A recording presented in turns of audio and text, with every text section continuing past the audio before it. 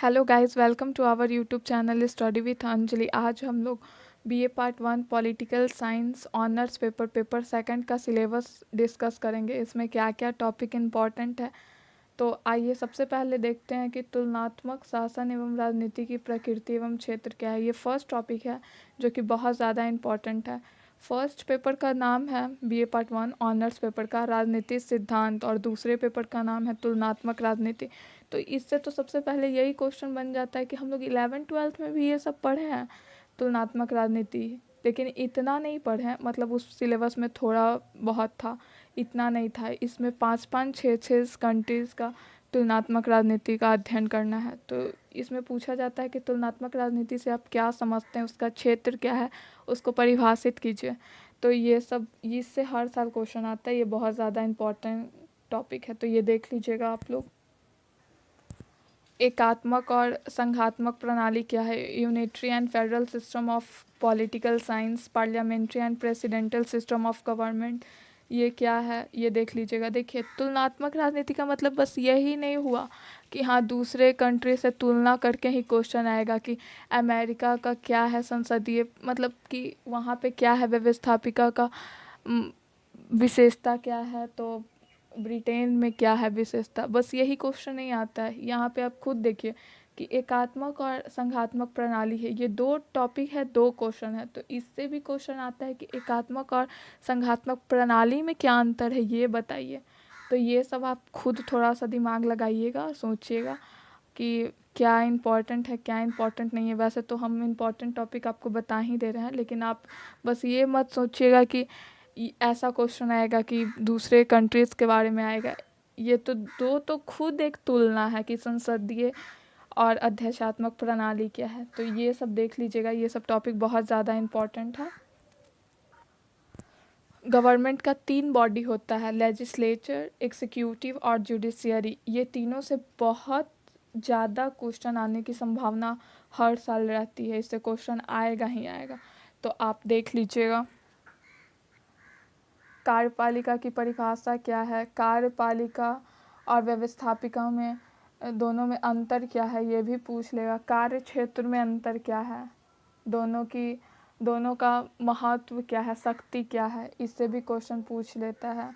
फिर जुडिशियरी से भी न्यायपालिका का शक्ति का वर्णन कीजिए। तो ये सब देख लीजिएगा आप लोग।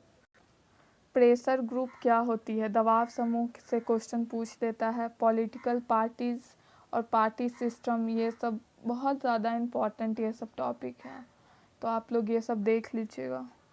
अधिकार और कर्तव्य, ये दोनों देख लीजिएगा। विशेषता क्या है, देखिए यहाँ पे दो दो खुद तुलना किया हुआ है, टॉपिक ही में तुलना किया हुआ है कि जैसे देखिए प्रजातंत्र और अधिनायक तंत्र, ये दोनों एक दूसरे का विपरीत है।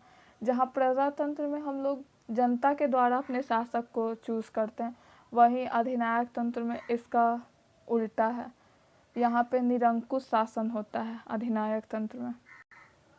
तो देखते हैं पिछले साल का क्वेश्चन, ऐसे आप लोग को भी अंदाज़ा हो जाएगा कि किस टाइप का क्वेश्चन आता है।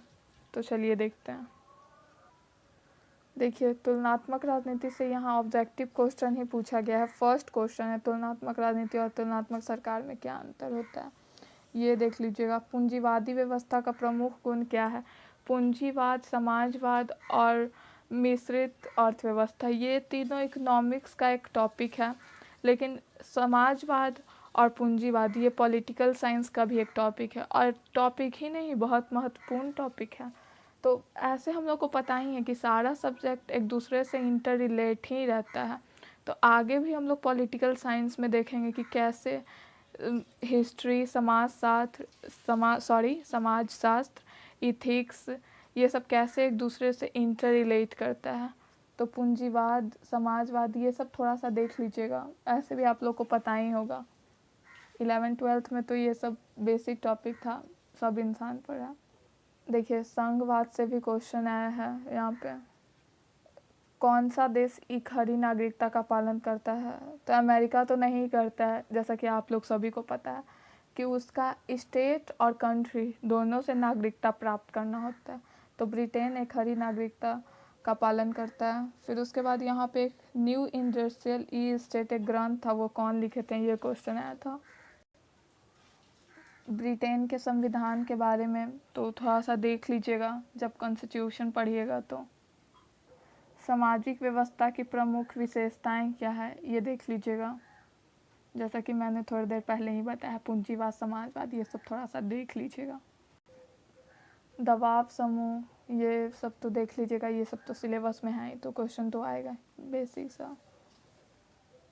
तुलनात्मक राजनीति की परिभाषा दीजिए। देखिए फर्स्ट टॉपिक से क्वेश्चन आया ही है, ये फर्स्ट एक्सरसाइज भी है और ये बहुत इम्पोर्टेंट एक्सरसाइज भी है। लोकतंत्र के बारे में भी पूछा गया है कि इसके आधारों का वर्णन कीजिए। संघात्मक सरकार के प्रमुख लक्षण की विशेषता कीजिए। संसदीय शासन की प्रमुख विशेषता का वर्णन कीजिए। लोकतंत्र में न्यायपालिका की भूमिका का वर्णन कीजिए। तो देखिए व्यवस्थापिका के बारे में क्वेश्चन आया है। पॉलिटिकल पार्टीज, जैसा कि मैंने पहले बताया कि राजनीतिक दल की परिभाषा दीजिए। अमेरिका की प्रमुख विशेषता का वर्णन कीजिए। लोकमत की प्रकृति और विशेषता का विश्लेषण कीजिए। तो हम लोग तो देख चुके हैं, सिलेबस भी देख चुके हैं, बुक में आपको टॉपिक भी दिखाती हैं और इसका क्वेश्चन पेपर भी दिखाती हैं कि पिछले साल क्या क्वेश्चन आया था। बस एक बार हम लोग इम्पॉर्टेंट क्वेश्चन जो आ सकता है एक बार फिर से डिस्कस कर लेते हैं, उसके बारे में देख लेते हैं कि क्या क्या इम्पॉर्टेंट टॉपिक है जो आ सकता है। तो रुकिए, तो तुलनात्मक शासन एवं राजनीति की प्रकृति एवं क्षेत्र, unitary and federal system of government, parliamentary and presidential, ये सब देखिए कि कितना अच्छा मतलब क्वेश्चन है। एकात्मक और संघात्मक सरकार क्या होती है, पार्लियामेंट्री और प्रेसिडेंटल, सबका तुलना करके ही क्वेश्चन भी, टॉपिक भी बनाया गया है। और देखिए लेजिस्लेचर, एग्जीक्यूटिव, जुडिशियरी, दबाव समूह क्या है, पॉलिटिकल पार्टीज क्या है, अधिकार और कर्तव्य क्या है, डेमोक्रेसी एंड डिक्टेटरशिप क्या है, अमेरिका संविधान की प्रमुख विशेषता बताइए, ये देख लीजिएगा टॉपिक, अमेरिका के संविधान का विशेषता। आधुनिक युग में व्यवस्थापिका के हाथ होने के कारण पर प्रकाश डालिए, ये भी देख लीजिएगा कि आखिर आधुनिक युग में व्यवस्थापिका का हाथ क्यों हो रहा है। ब्रिटिश कैबिनेट के बारे में, फ्रांस के संविधान की विशेषता, ब्रिटिश प्रधानमंत्री की स्थिति और कार्य का वर्णन से भी क्वेश्चन आ सकता है। अमेरिका राष्ट्रपति की तुलना ब्रिटिश प्रधानमंत्री से करें। इंग्लैंड में अभी तक राष्ट्रपति क्यों है। तो ये सब एक इम्पॉर्टेंट टॉपिक है, तो आप लोग ज़रूर से देख लीजिएगा। तो हम लोग आज देख चुके हैं BA part 1 political science paper 2 का सिलेबस। तो आगे हम इकोनॉमिक्स का सिलेबस नेक्स्ट वीडियो में बताएंगे। तो guys, thank you so much for watching my video. Thanks.